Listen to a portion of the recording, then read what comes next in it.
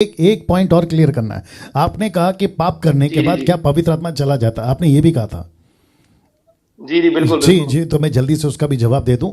देखिए, एक कॉल के ऊपर हम इतना टाइम इसलिए लेते हैं ताकि विस्तार से बता सके, और मैं वापस कह रहा हूं कि जब तक आपके प्रश्न खत्म नहीं होंगे मैं प्रोग्राम चलाता रहूंगा, उसकी आप चिंता मत करिए, ठीक है ना। तो वापस आते उस मुद्दे पे, क्या पाप करने के बाद पवित्र आत्मा आपको छोड़कर चला जाता, तो सीधा जवाब है नहीं जाता। क्यों? The book of John chapter 16 verse 8, यूहन्ना की किताब 16 का 8, यूहन्ना की किताब उसका 16 का 8, आपको मैं बताता हूं क्यों नहीं जाता, ठीक है ना। सुनिएगा इसको। लिखा है, वह आकर संसार को पाप और धार्मिकता और न्याय के विषय निरुत्तर करेगा। वचन 9, निरुत्तर कन्विक्ट इंग्लिश वर्ड है। वचन 9 पद 9, पाप के विषय में इसलिए कि वे मुझ पर विश्वास नहीं करते, धार्मिकता के विषय में इसलिए कि पिता के पास जाता हूं और तुम मुझे फिर ना देखोगे, न्याय के विषय में इसलिए कि संसार का सरदार दोषी ठहराया गया। तो इसका मतलब है कि पवित्र आत्मा का काम है कन्विक्ट करना। अगर वो अंदर नहीं है तो आपको कन्विक्ट कौन करेगा?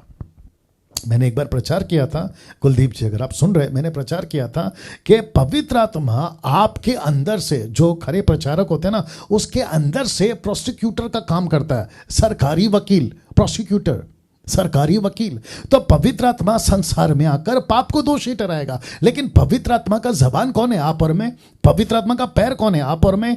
और पवित्र आत्मा, इब्रानी किताब 12 का 5, इसको भी सुन लीजिए, इसको भी सुन लीजिए। The book of Hebrew chapter 12 verse 5, देखो क्या लिखा है। जी जी लाइए जी, मैं आपको बताता हूं क्या लिखा है कि पवित्र आत्मा नहीं जाएगा। क्यों? उसकी वजह है, लिखा है, तुम उस उपदेश को जो तुमको पुत्रों के समान दिया जाता है भूल गए हो। लिखा है आगे, ध्यान दीजिएगा, हे मेरे पुत्र, प्रभु की ताड़ना को हल्की बात ना जान, जब वह तुझे धुड़के तो साहस ना छोड़ना। तो इसका मतलब क्या है? पवित्र आत्मा क्या करता है? मुझ जैसों को लाता है आपके लिए, आपको, आपके अंदर जो ज़मीर है ना, आपका जो कॉन्शियस है ना, उसके द्वारा आपको धुड़कता है, आपको वार्न करता है। वाह, कहाँ लिखा है? भजन संहिता में, भजन संहिता 51 का 3 निकालना, आई होप सो, मैं गलत भी हो सकता हूँ, फिर भी देख लेते हैं। भजन संहिता 51 का 3 वही होना चाहिए। हाँ यही है, भजन संहिता 51 का 3 लिखा है, मैं तो अपने अपराधों को जानता हूं और मेरा पाप निरंतर मेरी दृष्टि में बना रहता है। अब आप सोच के देखो, दाऊद का पाप है ये। दाऊद ने कौन सा पाप किया? आप सभी जानते हैं, छत के ऊपर।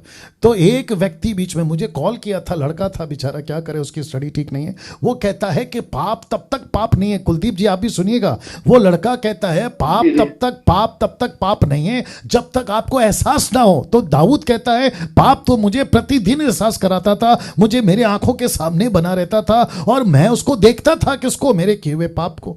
तो इसको कौन बताता था कुलदीप जी? पवित्र आत्मा। आज मुझको और आपको कौन बताएगा? पवित्र आत्मा। तो वो कैसे छोड़ के जाएगा आपको जब तक वो कन्विक्ट नहीं करेगा? जी कुलदीप जी बात करिए।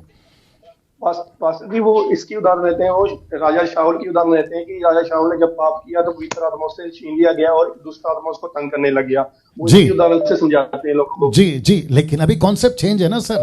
पहले पवित्र आत्मा आता था, जाता था, लेकिन जब से यीशु ने कहा तब से पवित्र आत्मा पृथ्वी पे दे दिया गया ना, पेंतेकोस्त के दिन, तब से लेकर कलीसिया जब तक नहीं उठाई जाएगी। प्रकाशित वाक्य 22 का 17 I guess, revelation chapter 22 verse 17, जब तक कलीसिया तैयार नहीं होगी पवित्र आत्मा नीचे रहेगा। लिखा है आत्मा और दुल्हन दोनों कहती है आ। तो ये आत्मा कौन है? पवित्र आत्मा। दुल्हन कौन है? यीशु की कलीसिया। माता यरूशलेम वाले कहते हैं कि वो अलग है, अपने को उसमें नहीं जाना है, वो तो टोटल गलत है, वो बात अलग है। कौन? माता यरूशलेम वाले टोटल कल्ट टीचिंग है, उसको कभी नहीं सुनना। ठीक जी कुलदीप जी, तो पवित्र आत्मा रहता है। अब सिस्टम चेंज हो गया ना सर, क्योंकि यीशु ने पवित्र आत्मा दे दिया हमारे लिए, वो नहीं जाएगा। पास्टर जी हम लोग तो समझ रहे हैं, पर इन लोगों को कौन समझाएगा? पास्टर जी, ये लोग अंधकार में जी रहे हैं।